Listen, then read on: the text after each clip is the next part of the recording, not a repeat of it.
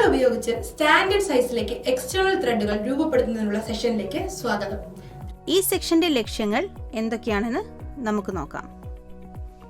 ഈ സെക്ഷന്റെ അവസാനം നിങ്ങൾക്ക് ഇവ ചെയ്യാനാകും. എക്സ്റ്റേണൽ ത്രെഡ് മുറിക്കുന്നതിന് റൗണ്ട് റോഡിൽ ബ്ലാങ്ക് സൈസ് ഫയൽ ചെയ്യുക. സ്പ്ലിറ്റ് ഡൈയും ഉപയോഗിച്ച് M14 എക്സ്റ്റേണൽ ത്രെഡ് ആവശ്യമുള്ള നീളത്തിൽ മുറിക്കുക. സ്ക്രൂ പിച്ച് ഗേജ്, മാച്ചിംഗ് നട്ട് എന്നിവ ഉപയോഗിച്ച് ത്രെഡ് പരിശോധിക്കുക.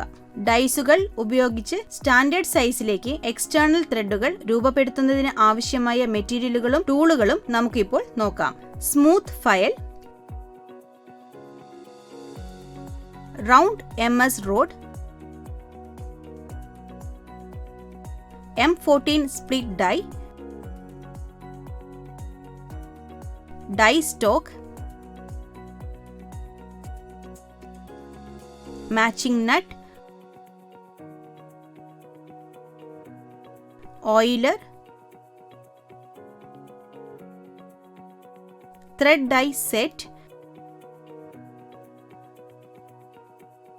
Screw pitch gauge, bench vice, cutting lubricant, vernier caliper, deburring tool, safety goggles, gloves,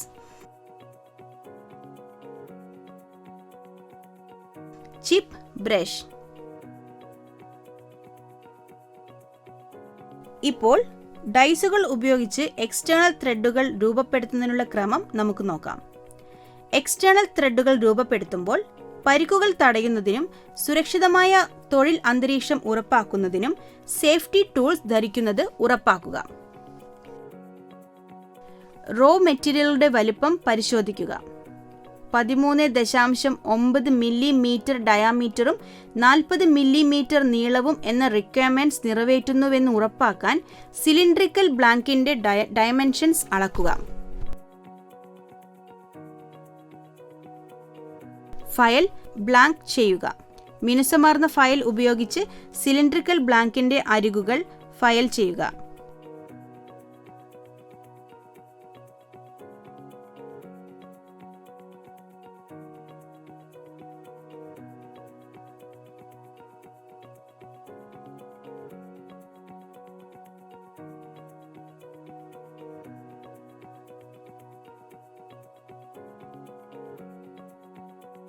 chamfering.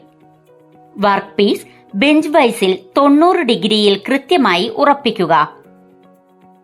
മിനുസമാർന്ന ഫയൽ ഉപയോഗിച്ച് റോഡിന്റെ അരികുകൾ 45 ഡിഗ്രി വരെയും 2 മില്ലിമീറ്റർ ആഴം വരെയും ഫയൽ ചെയ്യുക.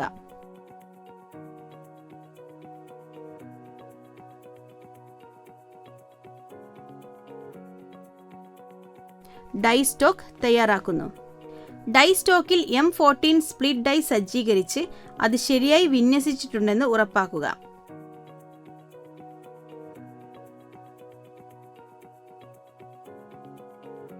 ഡൈ ബ്ലാങ്കിൽ സ്ഥാപിക്കുന്നു. സിലിണ്ടറിക്കൽ ബ്ലാങ്കിന്റെ ഒരറ്റത്ത് ഡൈ വെച്ച് അത് തുല്യമായി അമർത്തുക.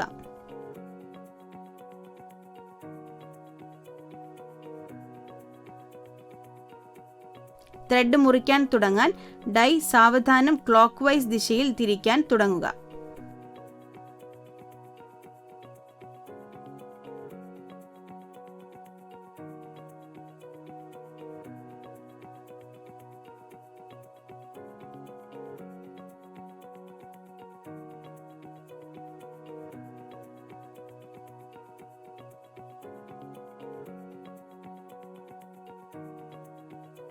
ഡൈ സ്റ്റോക്കിൽ തുല്യമായ മർദ്ദം ഉപയോഗിച്ച് വർക്ക് പീസിനോടൊപ്പം ഡൈയെ മുന്നോട്ട് കൊണ്ടുപോകാൻ ക്ലോക്ക് വൈസ് ദിശയിലേക്ക് തിരിയുന്നത് തുടരുക. പ്രോഗ്രസീവ് ആയി ത്രെഡിനെ മുറിച്ചുകൊണ്ട്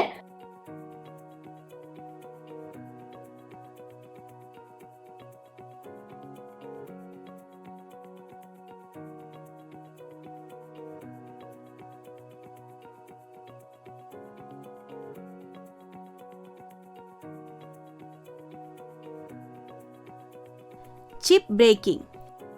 ഒരു ചെറിയ ദൂരം മുറിച്ച ശേഷം കട്ടിംഗ് പ്രക്രിയയിൽ ഉൽപ്പാദിപ്പിക്കുന്ന ചിപ്സ് ഒഴിവാക്കാൻ ചെറിയ സമയത്തേക്ക് ഡൈ റൊട്ടേഷൻ കൗണ്ടർ ക്ലോക്ക് ദിശയിൽ റിവേഴ്സ് ചെയ്യുക.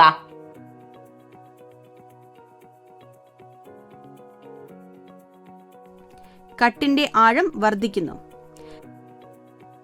കട്ടിന്റെ ആഴം ക്രമേണ വർദ്ധിപ്പിക്കുന്നതിന് ഡൈ സ്റ്റോക്കിലെ സ്ക്രൂകൾ ക്രമീകരിക്കുക. ത്രെഡിന് ആവശ്യമായ ശരിയായ പിച്ച് നേടുന്നതിന് ത്രെഡ് മുറിക്കുന്നത് തുടരുക.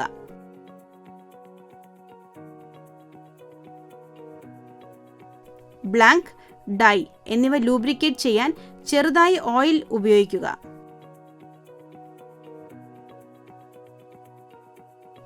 Dye set removal.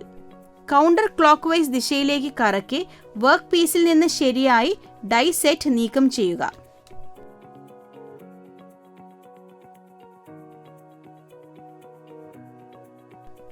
Chip brush ഉപയോഗിച്ച് ചിപ്പുകൾ മായ്ക്കുക.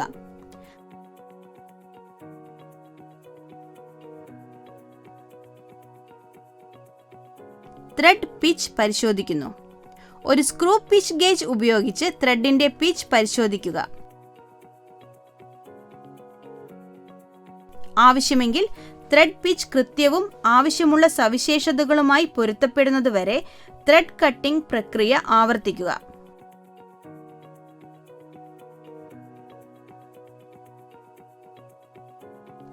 ഓയിലിന്റെ പ്രയോഗം.